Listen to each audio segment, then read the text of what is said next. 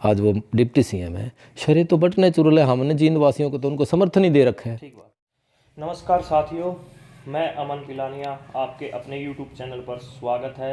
तो आज हमारे साथ हैं सुनील वशिष्ठ जी, जो अन्ना टीम के कार्यकर्ता हैं और व्यापारी मंडल के प्रवक्ता हैं। तो आज हम उनसे जींद व किसान आंदोलन पर अनेक मुद्दों पर चर्चा करेंगे। तो नमस्कार सुनील जी। नमस्कार।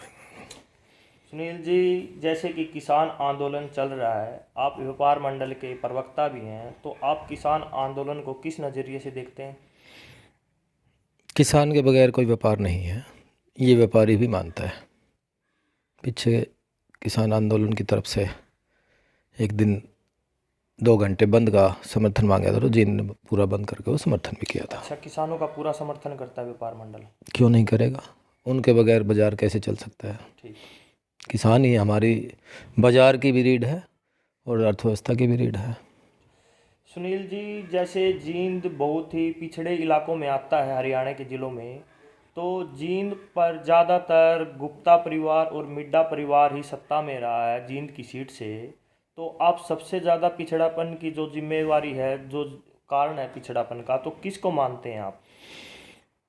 देखो, हमारी याददाश्त में अभी थोड़े दिन पहले उपचुनाव हुआ है। पहली बार उस उपचुनाव में रणदीप सुरजेवाला भी चुनाव में आगे थे। दुष्यंत चौटाला जी भी स्वयं चुनाव में अपने भाई के लिए चुनाव लड़ रहे थे।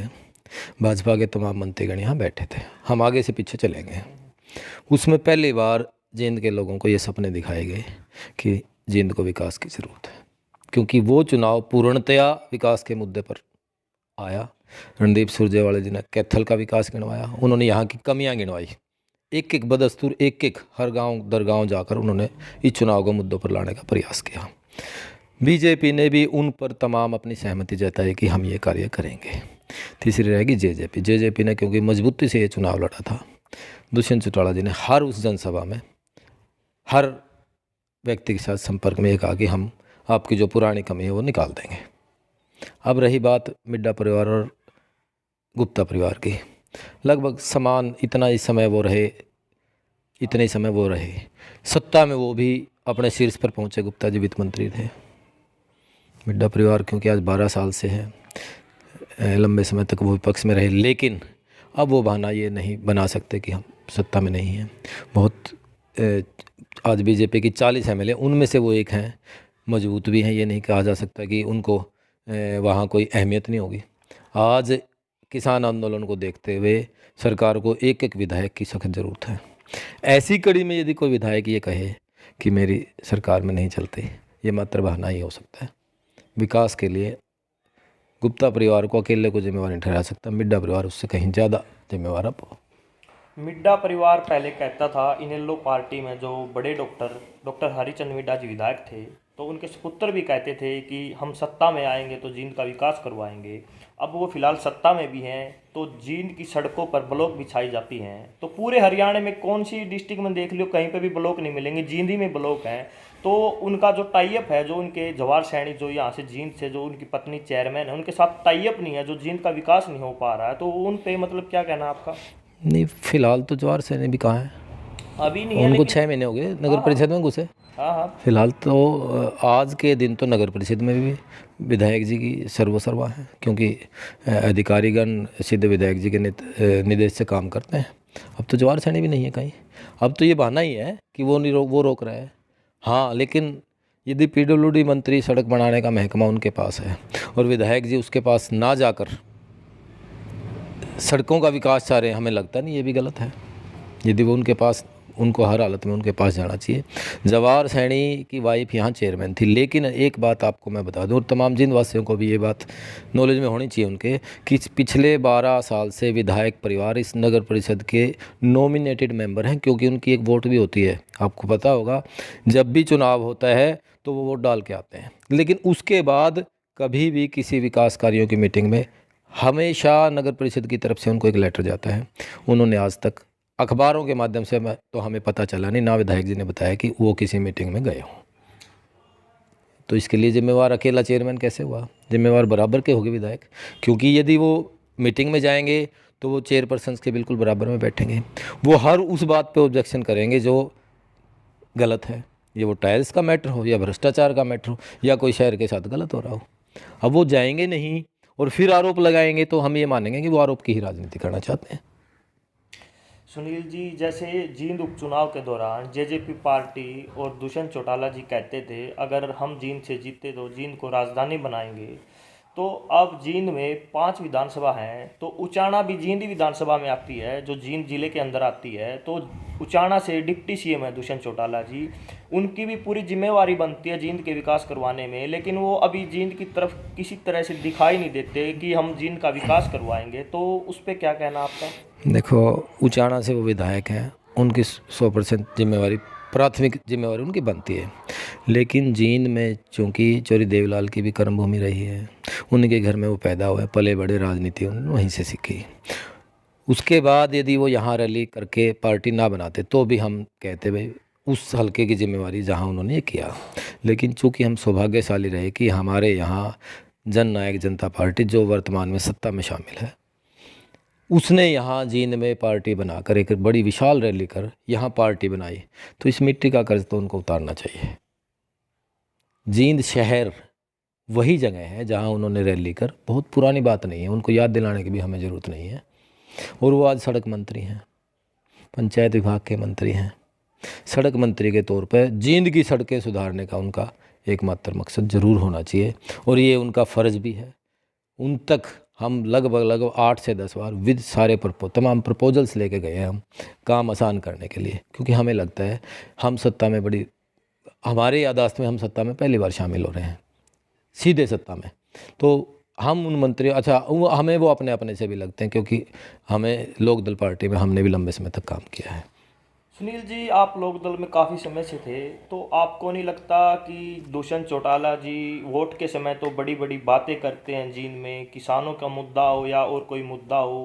पिछले दिनों चुनाव के दौरान उन्होंने कहा कि हमारी सत्ता आई तो हम 5100 रुपये बुढ़ापा पेंशन करेंगे और किसानों के लिए बहुत ही कुछ उन्होंने कहा था कि हम किसानों के लिए भी कुछ करेंगे। लेकिन आज वर्तमान में हालात बदल गए हैं, उन्होंने ना तो अपने 5100 वाले मुद्दे पर पूरा किया, ना ही उन्होंने मतलब किसानों का जो साथ देने का समय आया था किसानों के लिए कुछ बोल रहे हैं, चुप्पी साधे हुए हैं। और दूसरी तरफ वो कहते हैं कि मैं ताऊ देवीलाल का दूसरा रूप हूँ। तो उस पर क्या कहेंगे? अमन भाई, किसानों की तो मैं क्या कहूँ, वो किसानों के बारे में क्या कहते हैं, आप फेसबुक उठा कर देख लो, किसान अपना रिएक्शंस दिखा रहे हैं। ठीक बात।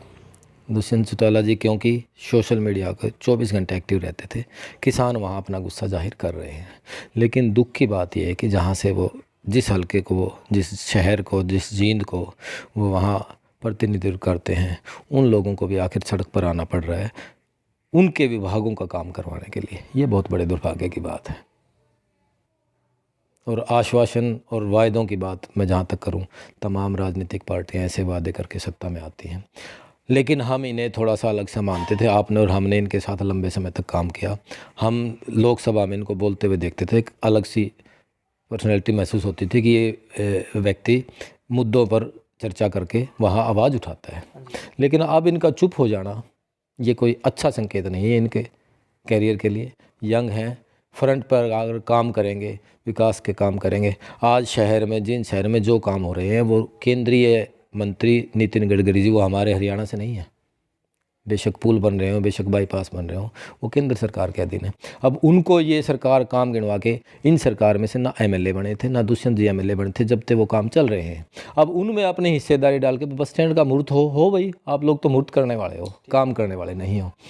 आप बस स्टैंड के बाहर की सड़क देख लेना, आप थोड़े दिन आप शुरू होने दो, प्रतिदिन दुर्घटनाएं हुआ करेंगी वहाँ। जब तक कोई जलेबी चौक या कट या कोई ओवर ब्रिज या अंडर ब्रिज नहीं बनता, आप बस स्टैंड के बाहर देख लेना। इसी तरह सफीदा रोड का हालत है, इसी तरह नरवाड़ा रोड, रोहतक रोड, कौन सा रोड आज जो है जींद शहर में चलने लायक है? जबकि यहाँ का हम सीएम सिटी ही है, 12 महकमों के साथ एक डिप्टी सीएम हमारे जींद का है, और हमारे साथ ही आलम है। सुनील जी, जैसे कि एबुतपुर गांव में जो मेडिकल कॉलेज बन रहा है, उस पर एबुतपुर गांव वालों ने पंचायत की जो ज़मीन थी सरकार को दी थी मेडिकल कॉलेज के लिए। उसके लिए डॉक्टर हरिचंद मिड्डा ने भी मुद्दा उठाया था कि भी जींद में मेडिकल कॉलेज आना चाहिए। उसने माजरा खाप ने भी बहुत मुद्दा उठाया था उसके लिए। काफ़ी समय बाद ये चर्चा चलती रही मेडिकल कॉलेज कब बनेगा कब बनेगा। आपकी जो संगठन है अन्ना टीम ने, उसने भी बहुत ही आवाज़ उठाई थी इस मेडिकल कॉलेज के लिए।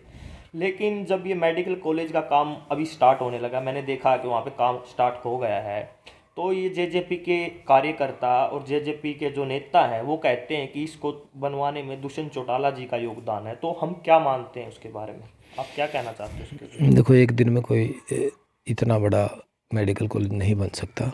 पिछले 3-4 साल से जिस दिन से अवधपुर गांव ने ज़मीन दी थी, अवधपुर गांव उसी दिन से इसका इंतजार कर रहा था कि हमारा कॉलेज स्टार्ट हो। उन्होंने तो उसी दिन ज़मीन दे दी थी। सरकार ने ये नहीं कहा था कि हम अगली सरकार में आके इसको स्टार्ट करेंगे। वो सीएम अनाउंसमेंट का काम है। निस्संदेह पीडब्ल्यूडी मंत्रालय बना रहा है, आप बनाइए, उसको शुरू कीजिए। शरह तो दे देंगे जींद वाले, और शरह के रूप में हमने वोट पहले ही दे दी हैं। आप समझो बात, जब हमने उनको विधानसभा में भिजा के, आज वो डिप्टी सीएम है, शरह तो बटने चुरले, हमने जींद वासियों को तो उनको समर्थन ही दे रखा है। ठीक बात। वो शरह के लिए तो छोटी बात है। आप अपने काम पूरे कीजिए। आप यहाँ जींद में इंफ्रास्ट्रक्चर, जो जिस चीज़ की सबसे ज़्यादा ज़रूरत है, एक मेडिकल कॉलेज बनने से कितने रोज़गार आएंगे, और यदि सड़कें बनेंगी, इंडस्ट्रीज लगेंगी, तो जींद का सुधार होगा। हम शरह फिर दे देंगे आपको, लेकिन मात्र शरह के लिए जो चीज़ें पुरानी घोषणाएं हैं उनको काम करके, काम करोगे तभी गिनती में आएंगे। मुझे नहीं लगता कि इस तरह से शरह ले पाएंगे वो।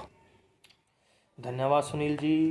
तो साथियों, ये हमारे साथ थे सुनील वशिष्ठ जी, जो अन्ना टीम के कार्यकर्ता हैं और व्यापार मंडल के प्रवक्ता हैं। तो ऐसी ही वीडियो देखने के लिए हमारे साथ बने रहें। अगर यह वीडियो आप फेसबुक पर देख रहे हैं तो हमारे ऑफिशियल पेज को लाइक करें। अगर यह वीडियो यूट्यूब पर देख रहे हैं तो हमारे यूट्यूब चैनल को सब्सक्राइब करें। धन्यवाद।